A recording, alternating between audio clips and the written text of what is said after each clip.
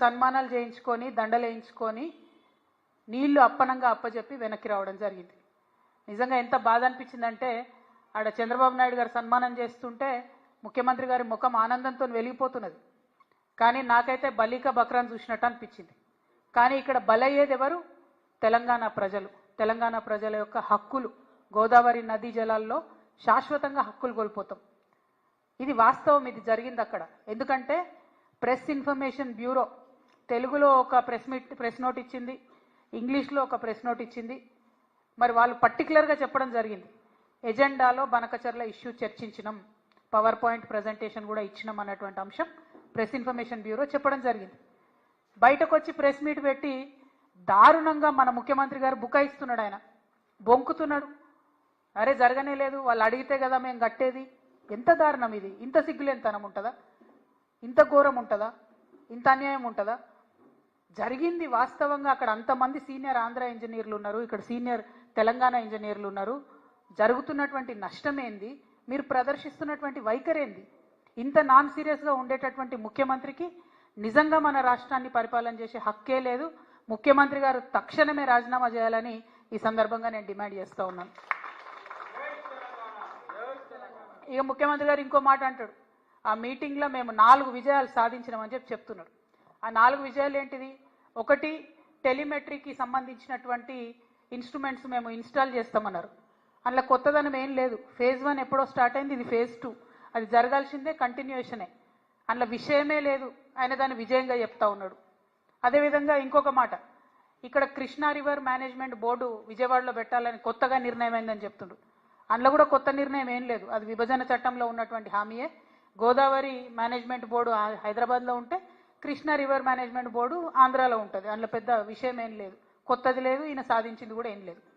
ఇక శ్రీశైలం రిపేర్లు, మన భూభాగంలో ఉన్నటువంటి నాగార్జున సాగర్ని మనం రిపేర్ చేయాలి, వాళ్ళ భూభాగంలో ఉన్నటువంటి శ్రీశైలంను వాళ్ళు రిపేర్ చేయాలి. అది కూడా విభజన చట్టంలో ఉన్నటువంటిదే.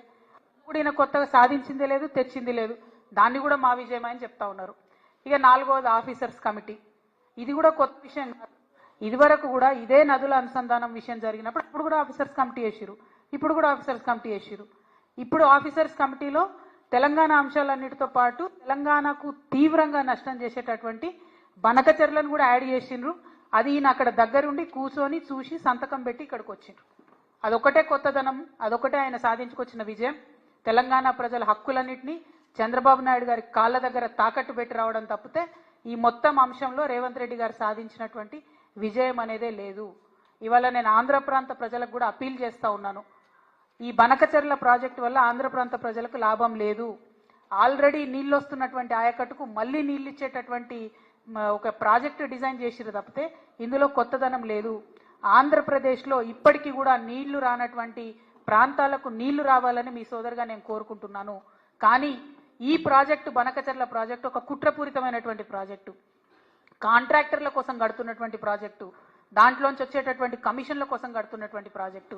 ఇవాళ నేను సవాల్ చేస్తా ఉన్నాను, ఖచ్చితంగా ఇదే ప్రాజెక్టు మెగా కృష్ణారెడ్డి గారికే ఇవ్వడం జరుగుతుంది. మళ్ళీ మెగా ఇంజనీరింగ్ కంపెనీ నుండి తనకొచ్చేటటువంటి వాటా కోసం మన భవిష్యత్తుని, గోదావరి నది జలాల వాటాను మొత్తం కూడా తాకట్టు పెట్టి మన ముఖ్యమంత్రి రేవంత్ రెడ్డి గారు హైదరాబాద్ రావడం జరిగింది.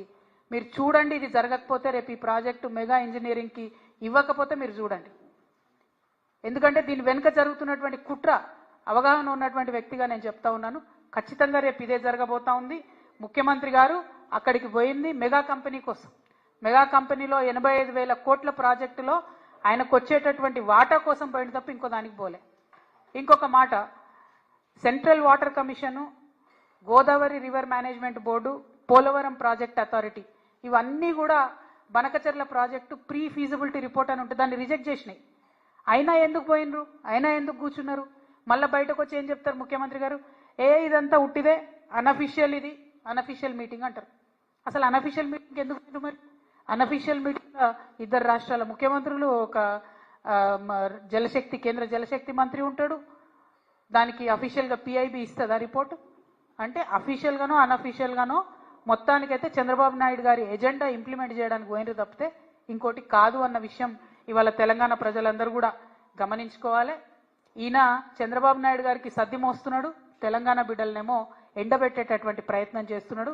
ఈ వైఖరిని మేము తీవ్రంగా విమర్శిస్తూ ఉన్నాం.